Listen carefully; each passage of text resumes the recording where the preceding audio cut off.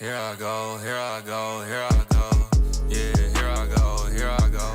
Welcome in, everybody, to another episode of The Take. I'm your host, Jackson Burleson, of course. In today's episode, we're back in the octagon with Luke Peste. I appreciate you. Thank you for having me. Yeah, always fun. So thank you. It was always good fun to get the text. Yes, dude. And we had a lot of big fights over the weekend. And the first one I want to talk about with you is Jon Jones and Stipe Miocic last night. Yeah. I thought Stipe looked good for the first couple rounds after he got just punished by the elbows, but like, how insane is it to see Jon just competing at this level at his age? Yeah, I mean, Jon started the UFC when he was so young, so it almost feels like he's been in the company for 30 years. It's been a long time, but we've really seen him since he's been in there since he was like 20 years old. So, I mean, to see this mature, grown adult now, and he's still moving, kind of like he was when he was like a light heavyweight last night with those kicks. Yeah, he's got the power of the hands, obviously, and the wrestling, but it's really, like you said, the speed of the kicks that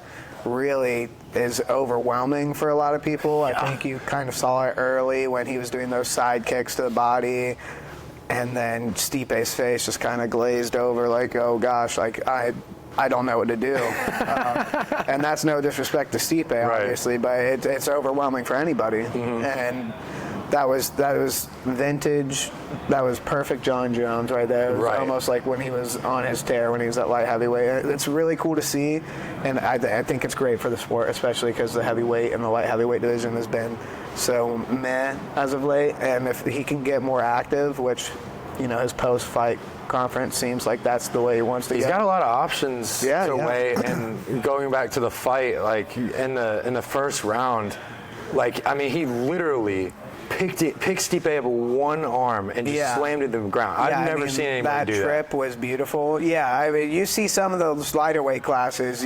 Peter Yan's a great example of someone who does that trip, and it all starts from confusing them with your lower limbs. He was attacking that body from all different angles, and then he feints that kick to the body.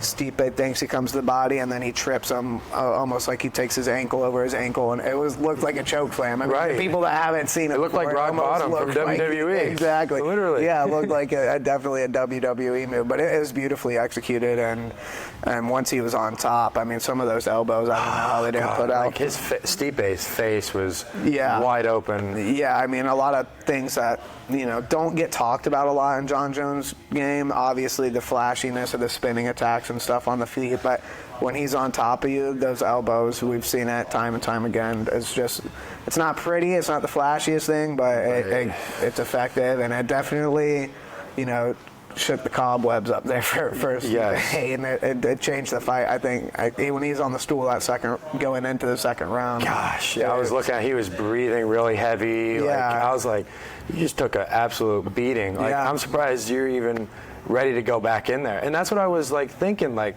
until he got knocked down and like that spinning kick, and Stipe looked kind of stiff, but he looked like he was kind of starting to pick it up. He was landing some punches. Yeah, and I think something that you kind of heard us quarter reiterate, and it's always easier to say it from I'm laying in bed watching it, but he hits him with a 1 or 2 strike combination and kind of let Jones off the hook.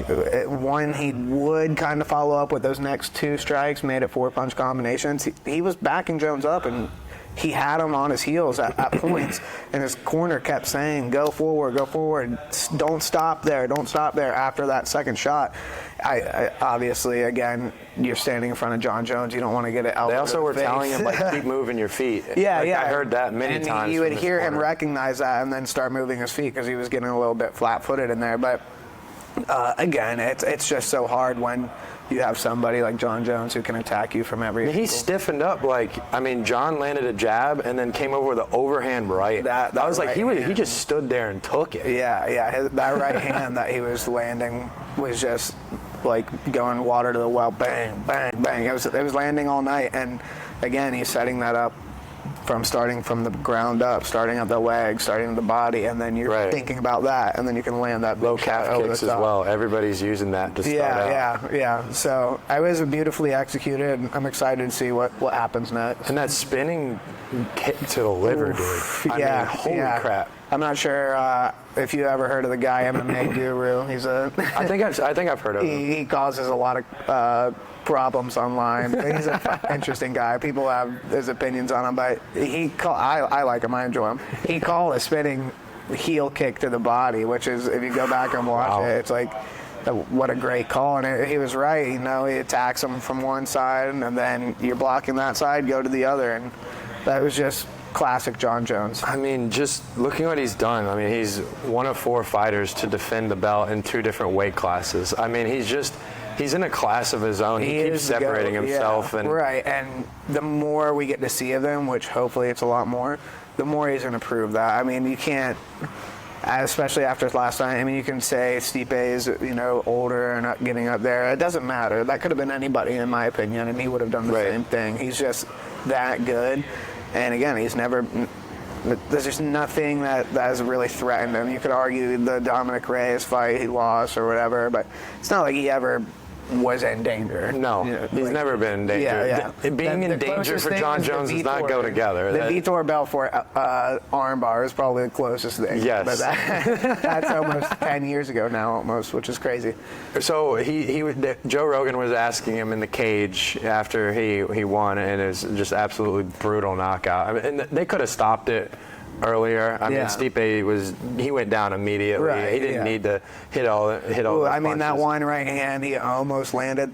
Thank God that missed, because when he dropped, it missed by about that. It was when he was on the ground, right? Yeah, I don't know how he slipped that. I think it was more of a Jones miss, but thank God that the ref jumped in when he did, because if that one would have landed, that could have been bad. Yeah, that could. And Stipe retired after the fight. He called it quits, which I think everyone expected that. Yeah, because he's 42. I mean, he's really getting up there in age. He hadn't fought in a long time. Yeah, so. There was talks of both of them retiring. I mean, thank gosh that Jon. Yeah, I'm so glad he did it. But it stinks. You want a fighter to go out with a win. Everybody wants that, and then it becomes how long. If you get that win, you think you can still fight. So that's always a bittersweet thing. Stipe's a legend. He's going to go down in the Hall of Fame as one of the greatest heavyweights of all time. Yeah. I would have loved to see him go out with a win, obviously, but then that's that little dopamine rush of, I got to win. I still got it. I can keep doing this. I can keep doing this. And then, people know when it's time. So I'm glad it was a good fight. He put up a good fight. But for Jon, he's got, who do you want to see him fight next? Tom Aspinall or Alex Pereira? I want the Pereira fight. I do too. I mean, I would say the majority of people do. I think it would be incredible for the sport, first of all, because Alex Pereira is now almost a household name. Casuals know who Poatan is. And unfortunately, again, this is no disrespect to Aspinall, but that's not the case with him. If someone sees Jon Jones versus Aspinall, most people that aren't fight fans are going to say, who's Aspinall? I think when you see Jon Jones versus Pereira, most people know who that is. And I think that could be a record-breaking fight. And they're talking about a catch weight. And who knows what weight that'll be. Pereira's weight is such a mystery to me. I have no clue how much that dude actively weighs. There was a picture 2 weeks ago that came out with him next to Roman Reigns, the WWE wrestler, obviously, and he is bigger than Roman Reigns, who is huge. And it's how did you used to make 180? I don't know how, dude. I don't know how. It's a mystery. He is a mysterious fighter, and he's a fun fighter. He is. He knocks people out. He's showtime. Yeah. So I think that fight would sell, and that's what I want to see. Aspinall obviously would be fun. Anytime Jon Jones fights is going to be fun. You're right. But for the sport, I think the Pereira fight would be huge. And I feel like that fight is for the GOAT. Honestly, it kind of feels that way. It's the way Potan's came in and just dominated. Yeah. I mean, has a fairly young career in the UFC, obviously. I mean, if he knocks out Jon Jones, then we got to start talking about it. But if he had a few more years of doing what he has been doing, you could make the argument for sure. And he is like the company guy right now. There's someone that backs out of a fight, someone gets injured, call him. He'll make the and he's fighting like many times. Like he's not taking that much time off either. The activity is very commendable. It's great for the sport. Yeah. I want to see it, and they're talking about having a catchweight for the BMF belt, which would be nuts. Yeah, that would be. I think it would be cool to have like a lighter guy BMF and then a heavier guy BMF. So I think it would make sense to do that because we've really only seen the BMF at that 45-55 range. And I mean, how can you argue that those guys are bigger BMFs than John Jones or Pereira? I think they should have like a separate like. Not that 45 and 55 are little guys. To me, they're huge. But there should be a smaller BMF and then a bigger BMF, and I think it'd be cool. Why not? Yeah. Make it fun. Why not? Exactly. Make it fun. I want to see him fight Alex. Everybody does. But there was another good fight right before John Jones' Stipe. Oh, speaking Michael of BMFs, Chandler and Charles Oliveira. It was an interesting fight because I feel like through the first 4 rounds, Oliveira had complete control. He was taking him down with ease. Yeah. He was boxing him really well.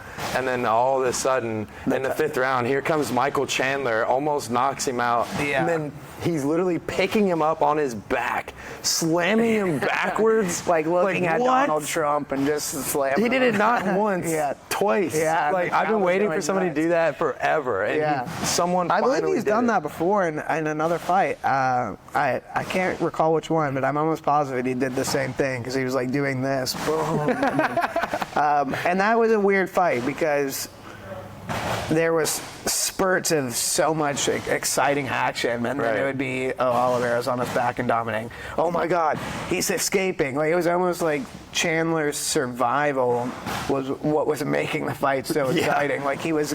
Like you heard Joe Rogan probably say 10 times in that fight, it's done. He's over. He's under the chin. He's under the chin. And then somehow Chandler. His neck is so small. He had a hard time getting under his chin. And there's no quitting him, which is very commendable. And you could kind of say the same thing about no quit with Conor McGregor because he keeps begging for that fight. It's like, dude, it's probably over. Stop. But I guess it goes both ways. You're not going to quit in the fight, and you're not going to quit on getting the fight. It just like afterwards, after a loss, it kind of just looked like really? Yeah, I mean, really. I mean, maybe Conor will want to fight him more now. He looked beatable in there, right? But I don't knock him. That's a huge payday. And Chandler, I know he wants to be champion and he has all the talents too, but he is an entertainer. Yeah. Just like how Justin Gaethje says, right. I don't come in here for wins and losses. I come here to entertain. And I think that's very similar with Chandler. Obviously he wants to be champion, but as long as he's got those asses out of the seat and they're screaming and he's doing backflips off. I mean, dude, who wouldn't want to pay to see him at that point? Yeah. I mean, that was awesome. And that's what the sport's all about. I mean, you want to win, but you want to have fun, and he's definitely having fun in there. And a Conor fight still makes sense. I mean, I don't think Conor wants to do it. I don't know. But that's a whole different it would conversation. be. Yeah, but it would be fun. We already had this conversation. God, we've talked about it before. He honestly let us down with that. Yeah. We thought we were going to get our fight prediction there. But the thing is, I felt like Chandler, with Oliveira's reach the whole fight, I felt like Chandler was really struggling. He wasn't able to rush him like I thought he was going to. And then his punches were kind of wild. It seemed like the whole fight, he was just going for the knockout. He threw with ridiculous power. He was loading up on his shots a lot differently than the other fight that they had. And the thing that shocked me the most was the ability Oliveira had to take him down at will. And I think, like you're saying, the big loading up is a big reason, because if you see him loading up that overhand, he can just all his weight's there to be taken down. So he was kind of letting himself get taken down, and we don't see that a lot. They were kind of saying that in the commentary. Chandler's not used to being the one getting taken down, and Oliveira just looked like on point, on his A game there, and who knows what happens next. Yeah, and the fact that he still held on and was still in the clinch when he flinged him back. He didn't flinch at all. I don't know how he did that. Yeah, I mean, just to be honest, that's not the smartest move to do. Sure, it's entertaining, but Oliveira is a very seasoned jiu-jitsu practitioner, and his style of jiu-jitsu, that's called a backpack, and he's been there thousands of times, I assure you. And he knows, I mean, everybody at the bar, when they see someone on their back, oh, just fall over, just slam him on his head. It's like he's training to curl and not get his head slammed on the back. So while it's fun and it looks cool, you know, when that's happening, I'm almost like, he's just trying to make the fans look, you know, it was a last-ditch effort. He knew there was probably nothing going to happen from it. That's why he was kind of laughing. And here's a hot take, and as a gambler, if I had submission, bet on that, Chandler tapped at the end of that. I'm not sure if nobody's talking about this. If you look at the last 3 seconds, he's doing this, and he's like telling Oliveira, good job, but this is you tapping, and he's punching him in the face. He's telling him to stop. He literally is like, good job, buddy, good job, buddy. And then Oliveira punches him in the face. And he's like, oh, good job. Dude, you're tapping. I didn't have a submission prop bet there, so I'm not biased. That was a tap. And I promise you that there's other people that have that submission bet that is very upset. That was a tap, in my opinion. Just by the rule book itself. Yeah, but I mean, also, he's punching him in the face. He's doing this, and he tells him, buddy, like, I'm done. There's 3 seconds left. He tapped. That's a submission, in my opinion. So Oliveira should have gotten another finish. He should have. He should have. That's a hot take, but I think it's a correct. Hey, we're on the Take podcast, so we welcome hot takes here. But yeah, I honestly didn't even notice that. Yeah, no, go back and watch it because, again, I promise you, I'm not being biased. I do not have a submission bet. But he started doing this, saying, good job, tapping on him, and then he punches him in the face, and then he taps on him again. He's like, hey, stop. You won the fight. I go back and watch it. Oh man, that was nuts though. Yeah, that was. I mean, it was a slow night of fights. That last round really set the table for a fun main event. Yes. That was cool. They definitely had the. I thought Chandler was gonna get him there. He was hammer fisting the crud out to of the him. back of the head, mind you. But yes, I thought let him up, and the commentary was saying it too. He had him where he wanted him, and I think the big mistake was kind of letting Oliveira go to that guard and get that TP position on there. He should have hammer fisted him like he was, landing those big elbows, and then just disengaged because he was on skates, and who knows what would have happened. But hindsight's 2020. So one more question about this fight before we move on. Charles Oliveira, does he get another title shot with Islam? What's the plan moving forward? He looked great. I know he was coming off a controversial loss to Tzirkian, but why not? I mean, this lightweight division is just constantly just the same five people, it seems like. It seems like it's like the places are just switching. Yeah, it's always the same people just switching like that, and I think he could do it. I mean, especially, he's not going to out-wrestle Islam, obviously, but now he's going to switch his levels, kind of like the John Jones. He has stuff to threaten him with, a little bit more than last time. It seems like he's as sharp as he's ever been. So give him that. There's no one really else that I can think of off the top of my head right now. He deserves it. He's been active. He's been fighting the toughest of the toughest, and he's passing the test every time. The Tzirkian fight, I believe, was a split decision. It was a close fight, so it's not like he got blown out. So Tzirkian is still good. So that was a tough fight. Yeah. And I wasn't really upset with that. Yeah, he's one of those guys in the top 5 that are just breaking in there, and let's give him one more shot. And then if not, then why not? He'll be like a top 5 guy. That'll be the third time. So no, I think they've only fought once. Was it? Oh no, it was once. You're right. Yeah, no, because it's funny you say that. I thought the same thing last night, and I went to go research it. I thought they fought twice. Yeah, I thought so too. No, but it was only one time. Yeah. I mean, give him another crack because he was supposed to get another crack at it, and then he got hurt. That's what I'm probably thinking. Because he got that cut in training. Yeah, it was weird. I thought the same thing too, and I looked at it last night in the group chat. All the guys were like, "No, they only fought once." It's like, "Oh damn!" I thought it was. I was like, "Oh man." I mean, but yeah, we'll see. Hopefully he gets another shot. I would like to see the Bronx get another shot. Yeah, it's always fun to see him fight. Let's move on to some boxing, dude. I mean, do we want to even call it that? Yeah, we got a 58-year-old Mike Tyson in the ring versus Jake Paul. I mean, this is just. I mean, this whole event. Number one, Netflix put on a horror. horrible event. I mean, Yeah. the stream was buffering the whole time, like in and out. Like it was like, pardon the interruption. Like every 10 minutes, it's like I got to reload my Netflix. I was upset, and then the fight was just the main event, not the co-main event, which we'll get into in a little bit. The main event was just not good. I mean, Mike Tyson only landed 18 punches. Right. 18? And like, what are we talking? And then Jake Paul is fighting all these old guys, like, and he wants to be world champion. I mean, what is he doing? Like, I really don't know what his plan is. Like, he's beating up on these old guys. They're making money. They honestly, that's all they're doing. They're hoodwinking people, to be honest. Like, it's a gimmick It's fight. the craziest, like, marketing thing I've ever seen in my life. They made so much money. And I'm not joking. Like, They make a ton. Jake made $40 million, and Tyson made $20 million off this fight. It's bizarre. It's crazy, but it's working for him somehow. So why not?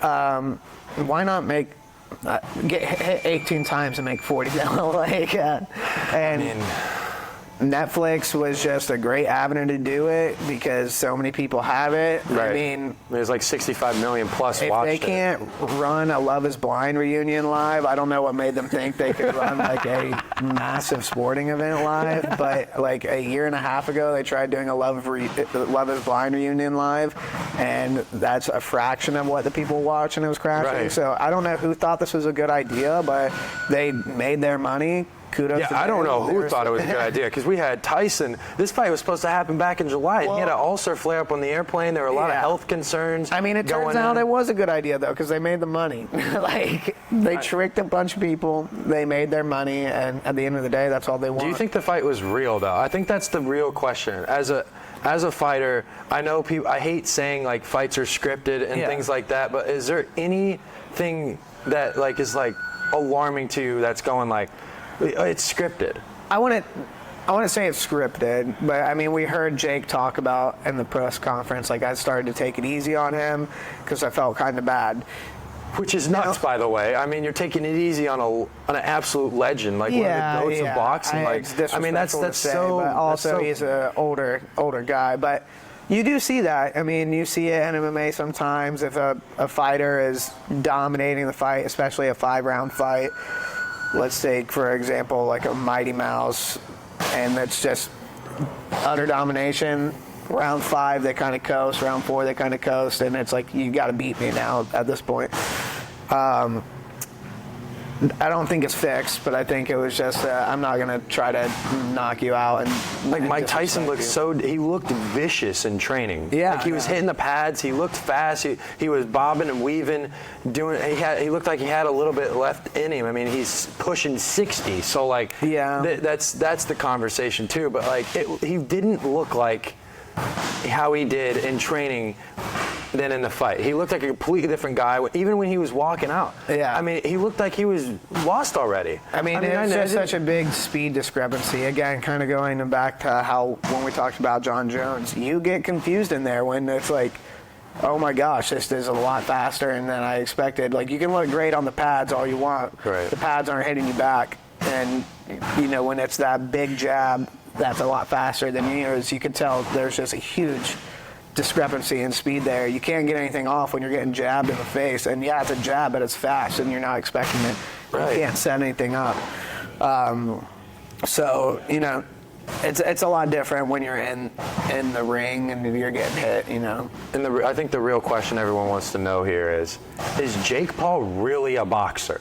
Is he really a boxer? I mean, you look at this guy, his professional record. Yeah. I mean, he's only fought one active pro boxer. Yeah. Mike Tyson is a pro boxer, but this is a second pro boxer. Yeah. It's also the second guy he's fought at 50. Yeah. He hasn't beaten a real professional boxer his age. Right. I mean, how legit is this career besides the prize fights and all the money fights? I mean, he's fought Tommy Fury, who, again, he lost to, but he hung with him, and Tommy Fury's had a pretty good pro career. I'm not a huge pro boxing fan. I mean, he barely beat KSI, though. Yeah. I know. And he was a split decision, too. Yeah. Like, that's the thing that alarms me about it. Now, it's like, not to play devil's advocate, but a lot of people would argue, including him, is, you know, these pro boxers, these Floyd Mayweathers, their first 6 fights are nobodies too. They're fighting a lot of these people that aren't anything, and they're just not making millions and millions of dollars, and it's not on a huge platform to watch.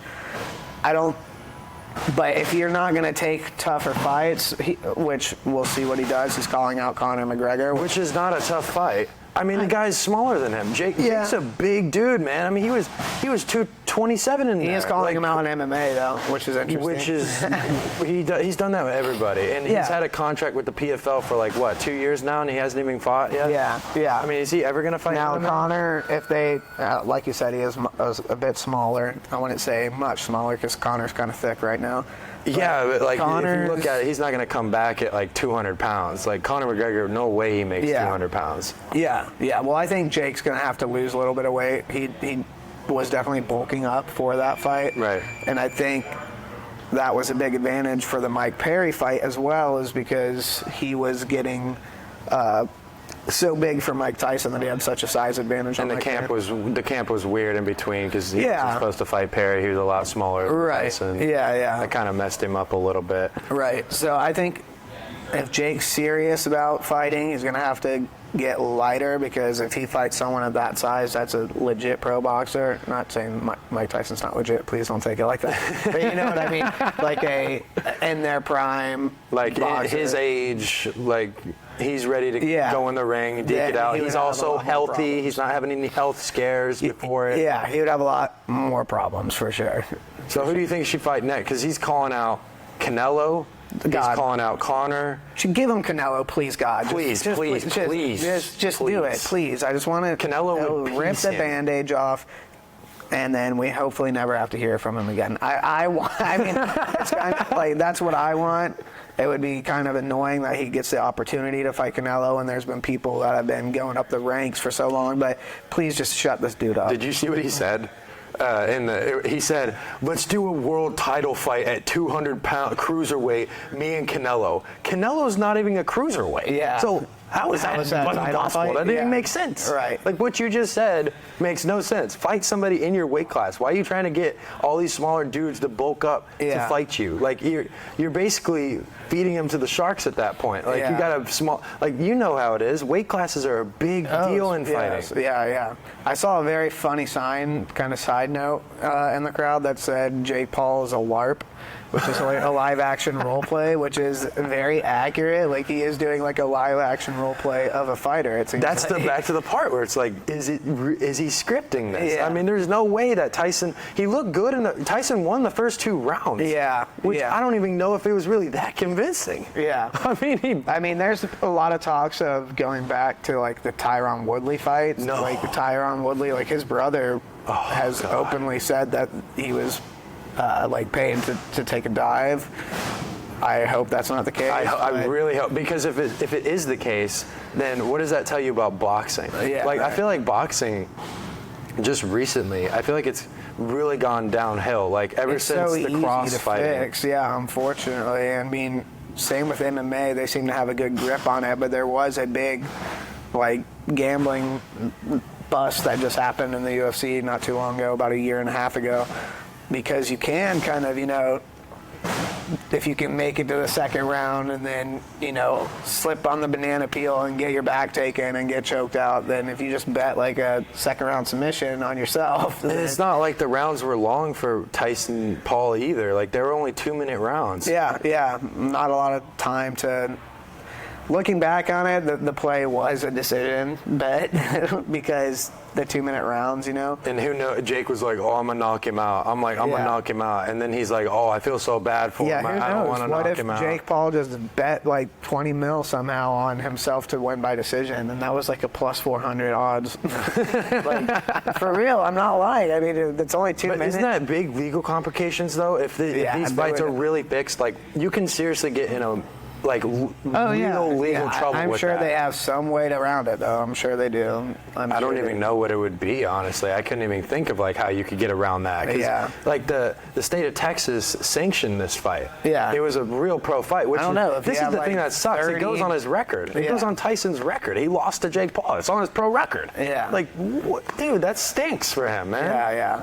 I mean, he's the baddest man on the planet. Yeah. And this He is how still we're going to is. remember him? I don't think you should remember that. I don't think so, but a Yeah. lot of people will because this is the last time we're probably going to see him. And then Yeah. Ariel's in the ring asking Tyson right after he lost, "Hey, who you got next?" What do you mean who you got Yeah. next? He's 58 years old. Yeah. He can barely fight. Just let him chill. Like, I mean, leave him alone, The dude. Hangover 4. Like, what is that? Yeah. And then he's like, "Hey, like, what'd you think of Jake?" And then he went over to Jake. He's like, "Isn't that pretty cool to hear that?" Like, just stop. Yeah. Ariel's stop. behavior has been strange. Like, it's almost like he's in on the like WWE side of the whole thing. He's been kind of behaving strange, in my opinion. Like the questions he was asking in Yeah. the ring post fight, like he could have ended that interview so much sooner. Yeah, and then at the weigh-ins afterwards, he's like, "I've never seen a look in that man's eyes." Yeah, he's like, "I was scared." Like, of course you're scared because I would be too, because I'm not a fighter. I know this guy could kick my, Yeah, but he was trying to sell the fight. I don't know. It was weird. And he slapped him, and I know he just stepped on his foot or whatever, Yeah, but he yeah. barely even stepped on his foot. Let's be Yeah, honest here.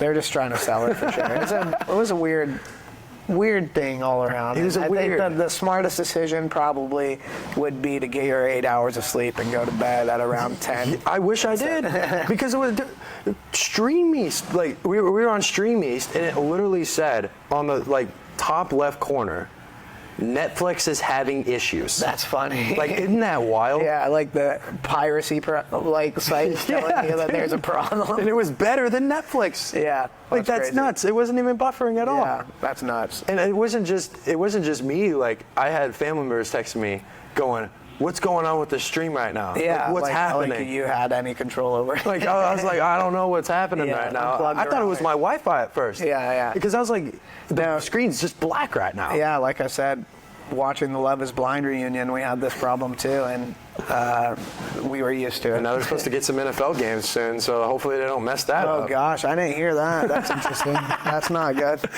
They need to get their act together. before that happens, quick, for sure. very quickly. Yeah. But we'll move on to a better fight. Yeah. It was Amanda Serrano, Almost Katie a real Taylor, fight, yeah. the rematch. Yeah. They fought in Madison Square Garden. It was a close decision, 2 times. Serrano landed like 140 more punches, and she lost Got once headbutted. again. And Katie Taylor got the point deduction for the headbutt. Yeah. I mean, it was that like a robbery at its finest there. Yeah, I mean, again, I'm not the hugest boxing fan, but just from an outsider's perspective, I thought that Taylor was landing the stronger punches. She was, while she was getting outstruck, there was a lot of volume on the other end. Right. She was landing some very hard punches. That left hook was like that. You see that cut on Serrano's eye? Ooh, I had to look away. It was Just from that the bad. eye test, it seemed like she was hitting her harder. I'm not a boxing judge. I'm not a hugest boxing fan, but I know in the UFC a lot of times it's a big conversation this year. It's damage. The damage that's done is it's taking precedence, which is cool. I think that's how it should be. That's how. If you are hurting your opponent, that's more important than volume than and just hitting landing. them 4 times. Yeah, Right. exactly. Now the headbutts, getting a point taken away, that's a little interesting that it was still a decision like that. It was unanimous. Yeah, too. and she won by unanimous. Yeah. So it's kind of odd. It's kind of hard to tell because coming from a UFC background, it's a little bit different in the scoring aspect. The scoring is a lot but different. I've heard from the boxing crowd that it was a huge robbery.